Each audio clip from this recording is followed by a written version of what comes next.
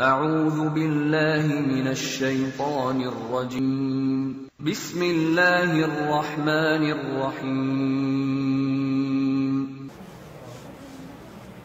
Quran surah 2 Al-Baqarah ayat 168. Sebelum dilihat saya mau tanya dulu. Kalau hati gelisah berdampak tidak pada fisik? Pada akal? Oke, karena itu hati-hati. Yang tidak pernah ibadah pasti akan berdampak pada akal juga pada fisiknya. Terakhir sekarang masalah fisik. Quran surah 2 Al-Baqarah ayat 168. Ya ayyuhan nasu kulu mimma fil ardi halalan thayyiban. Ini akhir bahasan kita dan kita akan berhenti sampai di sini. Sekarang perhatikan. Seperti seseorang menjaga akalnya juga rohnya, maka manusia akan dipandang mulia dan sempurna jika juga bisa menjaga keadaan fisiknya. Maka nanti akan turun ayat-ayat yang meminta kita menjaga keadaan fisik kita. Ada nanti terkait dengan olahraga, ada terkait dengan kesehatan, ada terkait dengan perawatan. Tapi yang akan kita bahas hari ini sesuatu yang dipandang sederhana tapi dampaknya banyak terhadap roh, bahkan akal. Oke. Apa itu? Makanan yang masuk ke dalam fisik. Baik, pelan-pelan.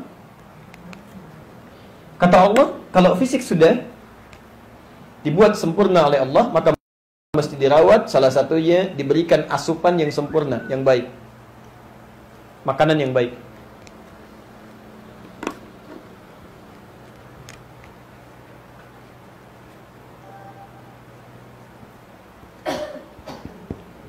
Pelan-pelan. Seorang yang tidak makan, ya, fisiknya bisa sakit, lemah, sakit, bahkan bisa meninggal, ya.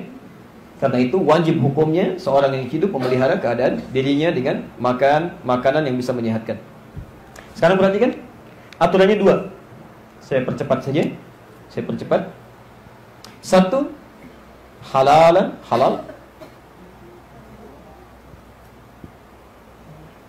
Halal.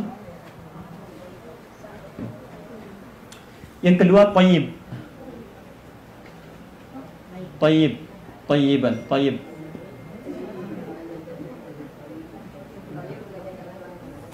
Lihat ayatnya. An-nasu kulu mimma fil ardi halalan tayyiban. Pelan-pelan, nanti kita bahas. Sudah? Saya mau mulai dari sini dulu, dari tayyib dulu. Baru saya tutup dengan yang ini. Sekarang perhatikan sini. Kalimat Qur'annya dibuka dengan nas, kan? Ya ayuhan nas. Apa artinya nas? Manusia. Baik, manusia itu orang Islam saja atau non-muslim juga? Artinya hukum ini berlaku universal. Walaupun ada non-muslim tidak mengamalkan perintah Quran ini, maka akan berdampak dalam hidupnya. Oke. Jangankan orang Islam, non-muslim kalau nggak makan itu bisa bahaya. Jelas ya? Baik, termasuk orang Islam juga. Jangan berharap misalnya, karena saya muslim, sudah bersyahadat, gak makan pun pasti kuat. Tidak. Kamu bisa meninggal juga. Ya. Lihat sini. Tayyib itu, kalau dalam bahasa bebasnya, yang menyehatkan. Baik untuk fisik. Yang terbaik. Ya. Yang menyehatkan, baik untuk fisik.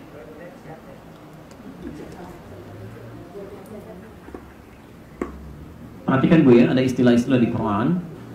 Saya harap ini kadang Ibu mungkin menganggapnya agak biasa untuk dicatat, tapi nanti setelah baca Quran Ibu akan temukan ternyata kesini maknanya gitu ya. Kalimat baik di Quran itu setidaknya ada beberapa macam, beberapa jenisnya. 1, ada yang disebut dengan tayyib. Tayyib itu baik secara fisikal. Jadi sehat, ya, mata berfungsi melihat jelas, telinga mendengar dengan awas, ya, kaki kuat, itu tayyib namanya. Tayyib. Tapi tidak semua orang yang sehat, maaf, itu punya sifat yang baik. Punya sifat yang baik. Kadang-kadang pakai dasi bagus, ya, pakai jas, penampilannya bagus, sehat, tapi kok copet juga gitu, ya. Makanya tidak semua yang tayyib itu bisa bagus, ya. Ada orang namanya tayyib 2 kali puasa, 2 kali lebaran dia nggak pulang-pulang. Ya. Tayyib. Makanya orang ini penting punya tambahan yang kedua, sifat baik dalam sifat, ya. Yang jujur, yang sabar, yang tawadhu, yang macam-macam. Bahasa Qur'annya disebut dengan khair. Khair. Khair. Dan ibu, saya, kita disebut oleh Quran umat yang khair. Kuntum khaira ummah. Quran surah 3 ayat 110. Ibu catat saja, dibukanya lain waktu. Quran surah 3 ayat 110. Kuntum khaira ummah. Kata Quran, Anda adalah umat yang punya sifat-sifat baik. Ya. Jadi kalau ada orang mengaku Islam, sifat-sifatnya buruk, ada yang salah tuh dalam keislamannya. Karena kata Quran, kita umat yang punya sifat terbaik. Jadi kalau ada orang jujur, kita paling jujur. Ada orang sabar, kita paling sabar. Ada orang rendah hati, kita paling tawadhu. Jadi kalau ada orang mengaku muslim, ternyata tidak jujur, bukan penyabar, sombong, salah dalam keislamannya, mesti belajar. Nah, maksud saya, kalau ibu temukan ayat-ayat di Quran dibuka dengan kata khair atau diakhiri dengan kata ini, itu adalah latihan membuat kita untuk memaksimalkan sifat kebaikan. Jelas ya? Tapi kalau ibu menemukan kalimat thayyib, itu latihan bagi kita untuk menguatkan keadaan fisik, kesehatan fisik. Nah, ayat ini mengatakan kepada kita, kalau seseorang ingin sehat fisiknya, ingin baik, maka dia mesti makan makanan-makanan atau asupan-asupan yang berdampak baik bagi kesehatannya. Jelas ya? Baik, pelan-pelan. Dari vitaminnya, karbohidratnya, macam-macam. Ibu lebih tahu. Jadi kita nggak banyak bahas ini ya. Baik. Jadi kalaupun, maaf, rohnya bagus, ibadahnya rajin, hebat, tangannya memohon langsung dikabul, misal, tapi dia makan yang tidak baik, salah juga. Ada kiai misalnya punya uang 5.000 rupiah, halal, baik, dibelikan tehnya basi, ya sakit perut juga. Nggak berpengaruh ya, tetap. Baik. Ada seorang non-muslim misalnya, makan atau minum, cuman kopi biasa, ya, tapi salah minum, ada sianidanya misalnya, bisa meninggal juga. Ini masalah. Kita doakan semoga cepat terungkap ini. Sekarang lihat sini. Sekarang lihat. Kalau gabungan antara taib, saya selesaikan dulu ini. Gabungan antara taib dengan khair. Ya, di khair dengan taib kalau digabungkan, fisiknya bagus, sehat, baik, kemudian sifatnya juga baik, itu berubah menjadi saleh. Saleh.